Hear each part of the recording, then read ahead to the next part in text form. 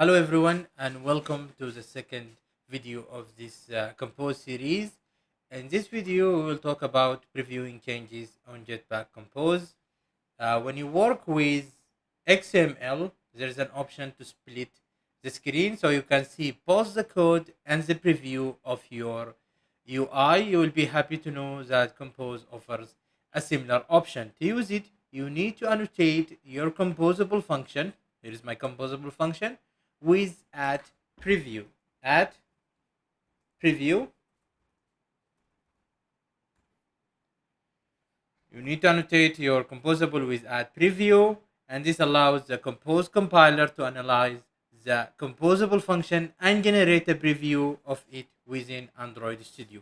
Now you can select the split option right here, the top right side of Android Studio.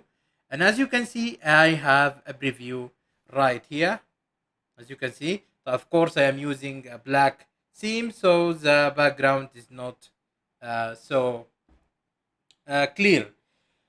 You can also click the small icon above the preview right here to enter the interactive mode. This lets you perform action and see how the state changes.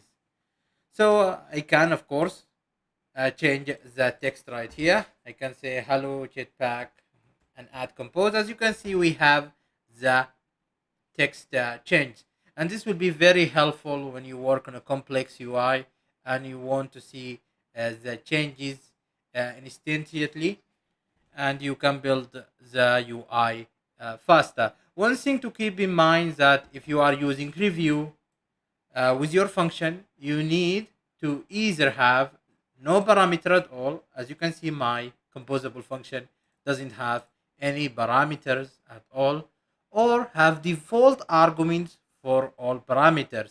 So you need to have a parameter, and the parameter has a default argument if you have any parameters, and also provide the preview parameter as well as a special factory that provides the parameter you want to draw on the UI. Thanks for watching. Don't forget to subscribe and turn on the notification.